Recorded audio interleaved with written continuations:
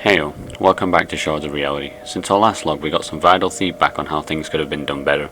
We're keeping our logs short to the point and cutting a lot of technical elements short to show mostly what the week has brought instead of what went into bringing it. We will still include some of the technical clips, just not as long or as many. As a result of these changes, the video is a little short but mostly packed with previous stuff. If you feel different about this log and prefer our first devlog style, let us know. There's an important message at the end, so stick around for that. Now, let's get into it. To begin with, I wanted to get the inventory related stuff out of the way and done. Since the last video we had the container class ready and done, now we need to define how items are stored so we can interact with them in game. This is where slots come in. The class itself is fairly simple. In these logs I briefly touch the actual code. A lot changes and I usually don't record that. So for this, I need to make sure a slot can retain items, their ID and amount. This system will most likely be reworked later on. For now, a basic shell is required before I can even think about that.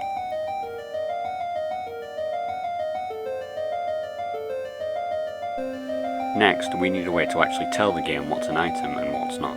This class will do this, allowing us to load an ID into the class and make a global component marking an object as an item.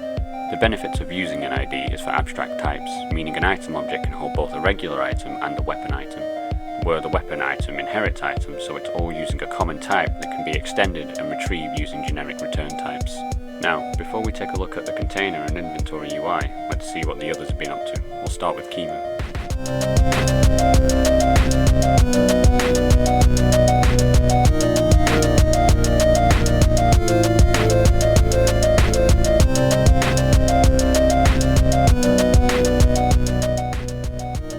As you can see, he's been busy. We've tripled our asset count since the last log and refined our workflow even more. Next we'll see what Mamba's been up to.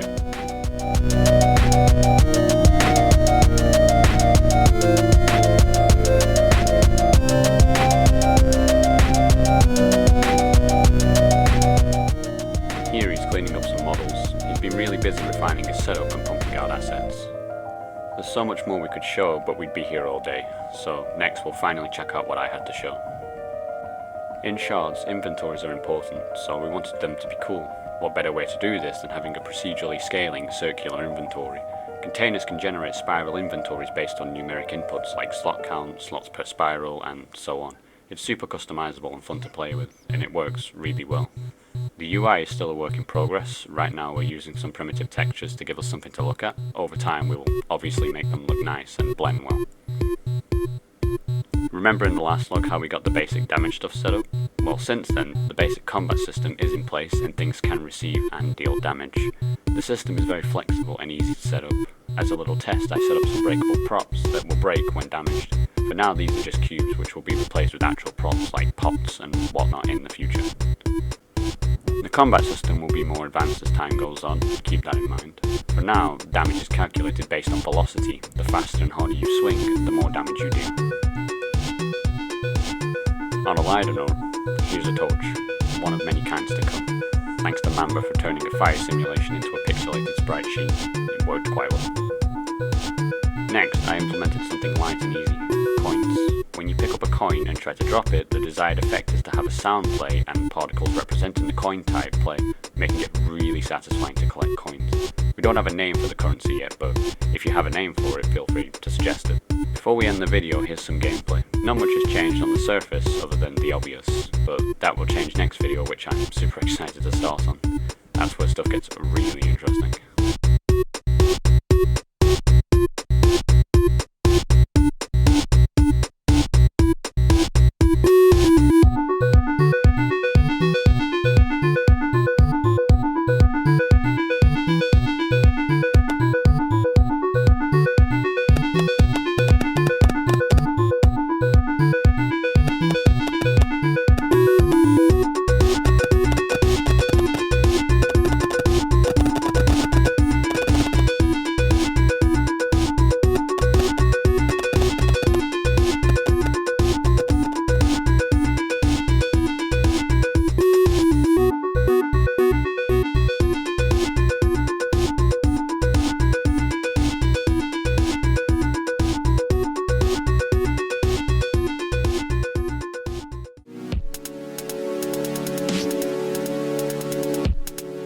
So, that important message. Firstly, I want to mention that everything you see or have seen is subject to change. Things that look out of place will be changed and improved. If you prefer the longer vlogs filled with more technical details, please let us know. This video is a result of the feedback we were given, so we'll try and get out. If it doesn't do too well, we'll just revert back.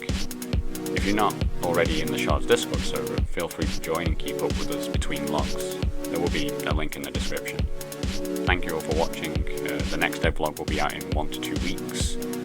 And yeah, that's all. Goodbye.